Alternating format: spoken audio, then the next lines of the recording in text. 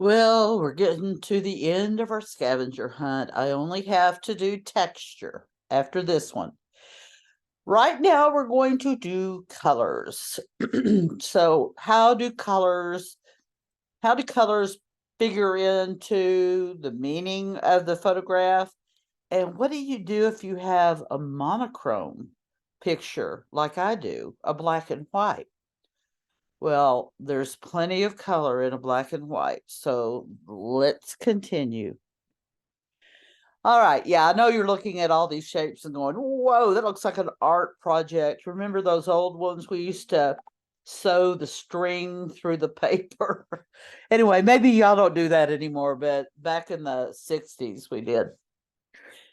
You notice that this is a black and white picture. That's what it's labeled as, monochrome. However, although we have black and white, there are also shades in between, of course, shades of gray. And so, what's interesting about a black and white like this, where it's taking place outside, the sun itself determines what shade of gray is in it. Okay, so you're going to see light shades of gray. You're going to see everything to white and then to black and everything in between. Okay. So there's a lot to be said about that. And let's start by doing this. You'll see as I labeled it, the white, the girl's got a white shirt on, but it kind of looks gray. We'll just call it white. The break in the trees up here, that's white. Okay. Now, this here appears to be patches of snow. This happened in April of 1970 in Ohio. So that's not surprising because I remember one year in college, it might have been 76 or 75, but I remember walking to the church that was on our campus in the ice and the snow on Easter. So that can happen. So those are your little spots of white back there. And of course, if it is snow, it looks like the sun is bouncing off of it. And so it's kind of it is very easy to see because of the sun's reflection. And you even see a little spot right there. Now, I've told you in the other ones, especially the organic shapes, that these I think are bald patches, just where people have been. I don't know what they did, but it could have grub worms. I don't think that that's St. Augustine. It could be that some insect has attacked the grass. I don't know. But they're interesting patterns if you want to look at them that way.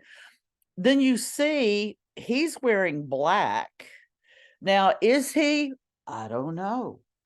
But it looks like black. That's what I'm going to call it. It again depends on the sun. You see that the sun's got one little spot on her that's bright white.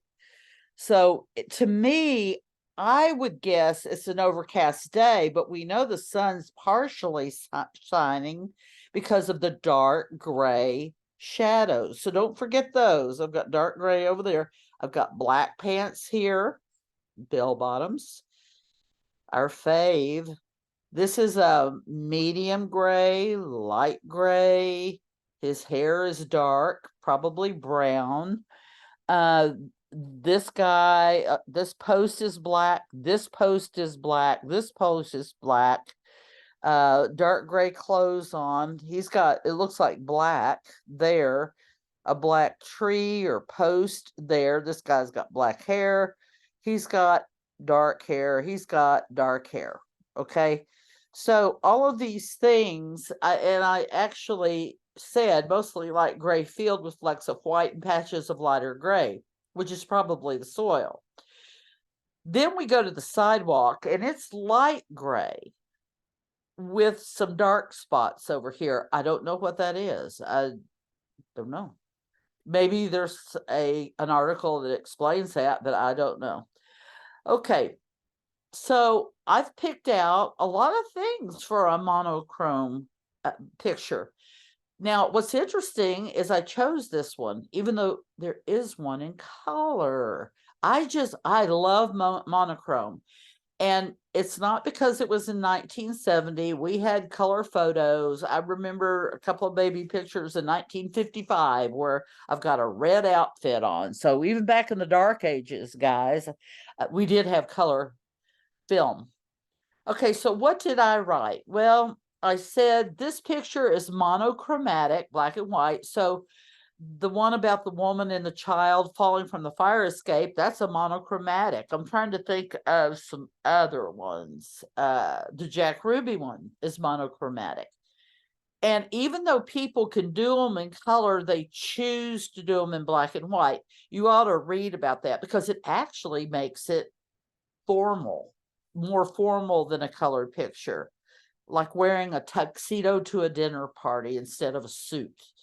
So anyway, just that was for free. You don't have to pay me for that. Okay, the next sentence, depending on where the sun shines, the picture is replete or full of various shades of gray. Black is seen in the barren trees in the picture's background. Now, barren means there are no leaves, so nothing is hiding the trunk, nothing is doing the branches or the little twigs that come off of those. Those are all laid bare where you could see it. So even black is seen in those barren trees in the picture's background, as well as in the people's clothes, the three posts toward the foreground, the color of people's hair, and an object lying to the left side of the dead student's head. It's actually, it looks like two objects, but it could have been one that broke apart. I don't know.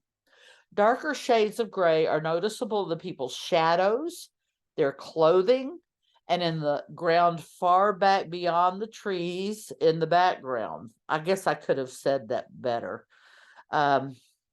White is the least seen color in this monochromatic photograph, namely in the sky, peeking through the trees in the background, in patches of what appears to be snow on the field, and in the scarf of the girl kneeling in the foreground.